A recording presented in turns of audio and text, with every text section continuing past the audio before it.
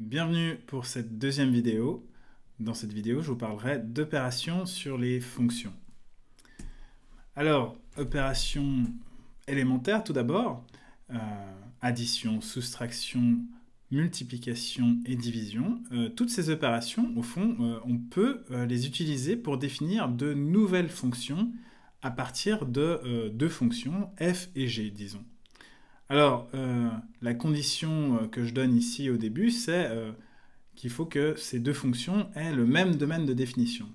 Si c'est le cas, on peut définir l'addition, que je note f plus g, donc ça c'est la fonction que j'obtiens à partir de f et g en les additionnant, par la formule suivante.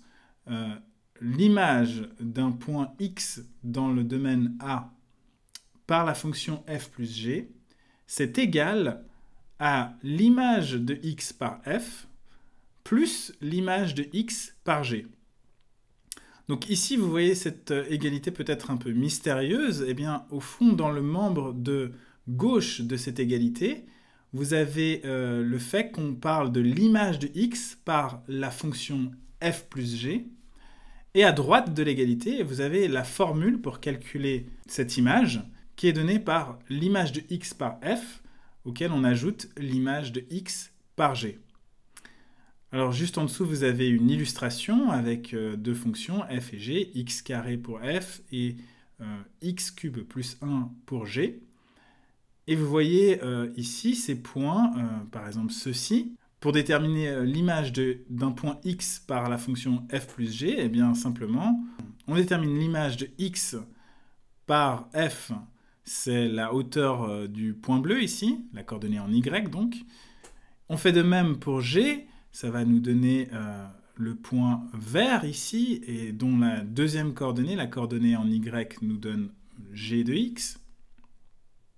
Et il suffit simplement après d'ajouter ces deux hauteurs pour obtenir la coordonnée en y de f plus g de x.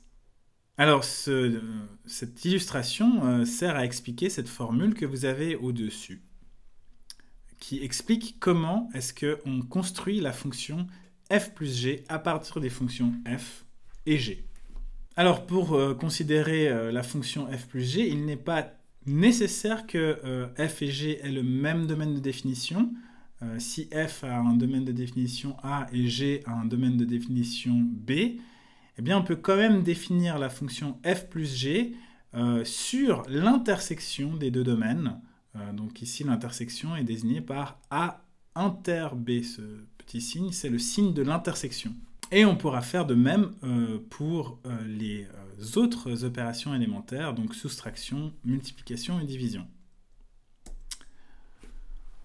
Alors, pour la soustraction et la multiplication, eh bien, il en va de même que pour l'addition. C'est la même chose. Donc, l'image de x par f moins g, comment on la calcule? On l'obtient en prenant l'image de x par f et on soustrait l'image de x par g. Et on fait de même avec le produit. Ici, vous avez deux exemples. J'ai pris des fonctions différentes pour la soustraction et le produit, mais le principe est exactement le même et les points vert, bleu et rouge représentent la même chose qu'avant. Alors, pour la dernière opération élémentaire, il faut tout de même prendre une petite précaution supplémentaire, c'est-à-dire que si on a envie de considérer f divisé par g, il faut au préalable s'assurer que g ne s'annule pas sur le domaine de définition. Et donc, c'est ce qui est écrit ici. Il faut que g de x soit différent de 0 pour tout x appartenant à A. Si cette condition est respectée, alors on peut définir f divisé par g sur le domaine A comme étant simplement donné par la formule ici. Alors, vous avez ici un exemple où f de x est égal à x plus 1, g de x est égal à x carré plus une demi, et vous remarquerez que la fonction g de x ne s'annule pas pour tout x appartenant à R.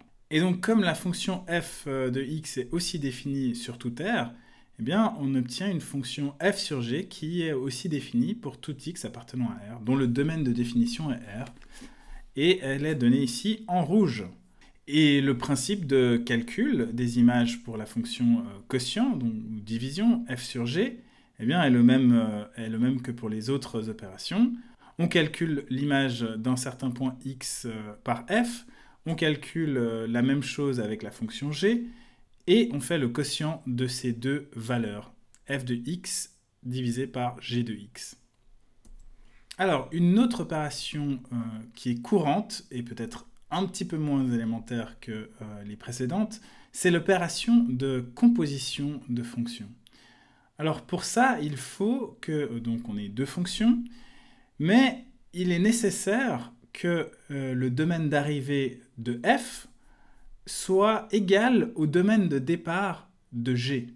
Quand on a ça, eh bien on peut composer f et g, et on obtient une fonction qu'on écrit f rond g, dont le domaine de départ est A, qui est le domaine de départ de f, et le domaine d'arrivée est le domaine d'arrivée de g. Ici, vous avez la formule, la manière dont on calcule une image par cette fonction g rond f. Qu'est-ce qu'on fait? Eh bien, on calcule l'image de x par f. Une fois qu'on a obtenu ce résultat, on calcule l'image de f de x par g. Alors, je n'ai pas remis une illustration avec des fonctions, mais j'ai simplement remis une illustration ici que j'avais déjà utilisée lors du premier cours pour illustrer le principe au fond.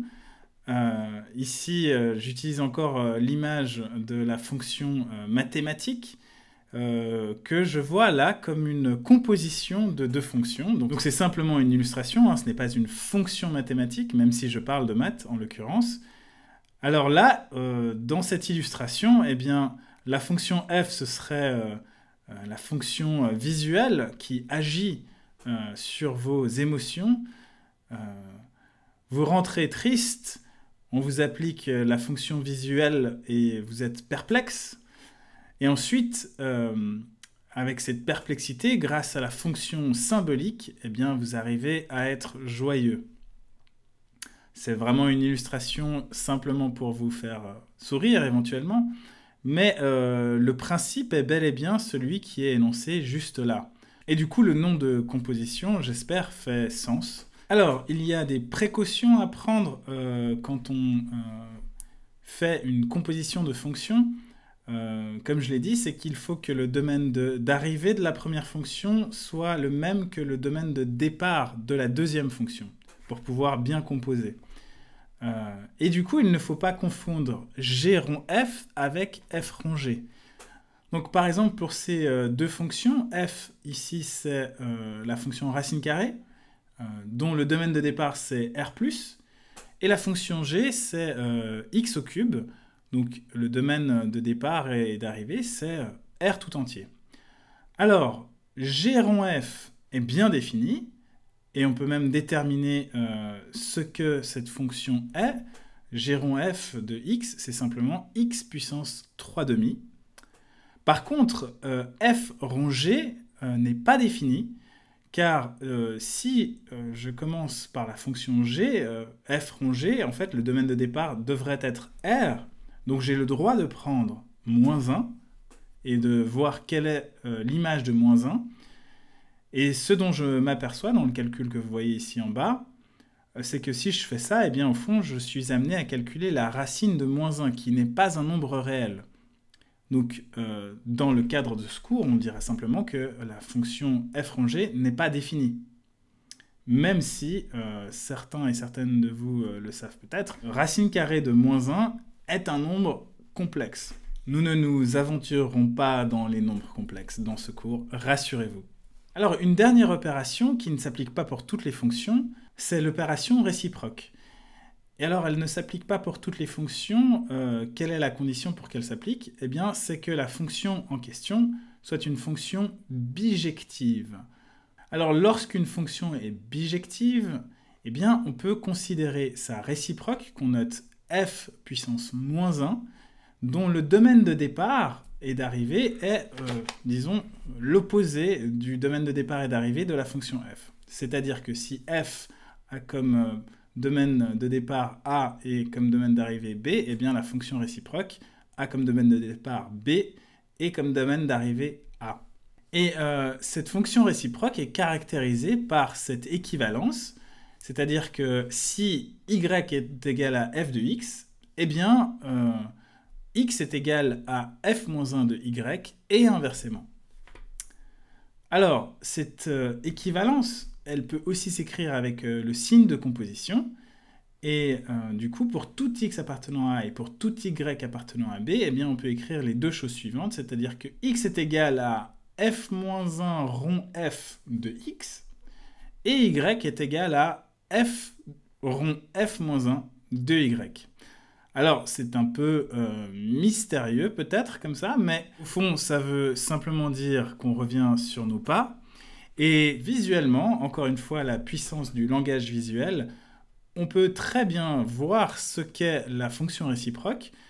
Ici, j'ai pris la fonction f comme étant la fonction logarithme. Et sa fonction réciproque, c'est l'exponentielle. Et vous voyez, ici en diagonale, j'ai mis cette fonction i de x égale à x, i pour identité en fait. Et comment trouver la fonction réciproque de f à partir de cette diagonale? Eh bien simplement, il suffit de plier le long de cette diagonale le plan, et ça déterminera la fonction réciproque de f. Si vous arrivez à vous imaginer ça, en fait, la courbe rouge, donc la courbe représentant la fonction logarithme, si on fait une réflexion par rapport à cet axe, l'axe représenté par la fonction identité, eh bien on obtient exactement la fonction exponentielle et inversement. Alors une dernière chose sur la fonction réciproque, c'est qu'il ne faut pas la confondre avec la fonction inverse de f. Donc f-1 et 1 sur f, ce n'est pas la même chose, et je sais, c'est troublant. C'est vrai quand on écrit des nombres, mais ce n'est pas vrai pour les fonctions, et c'est une histoire de notation simplement. La première, f-1, a été définie juste avant, et la deuxième, 1 sur f, eh bien au fond c'est une fonction quotient, où je fais la division de la fonction constante 1 par la fonction constante f. Et donc, encore une fois, il faut que je prenne la précaution de prendre des x qui ne s'annulent pas en f pour pouvoir faire cette division. Mais voici la formule qui détermine ce que est la fonction 1 sur f. Et ce n'est pas, en général, égal à la fonction réciproque que je notais f-1. Alors, comme je l'ai dit, il faut veiller à ne pas les confondre, mais c'est très tentant de les confondre, entre guillemets.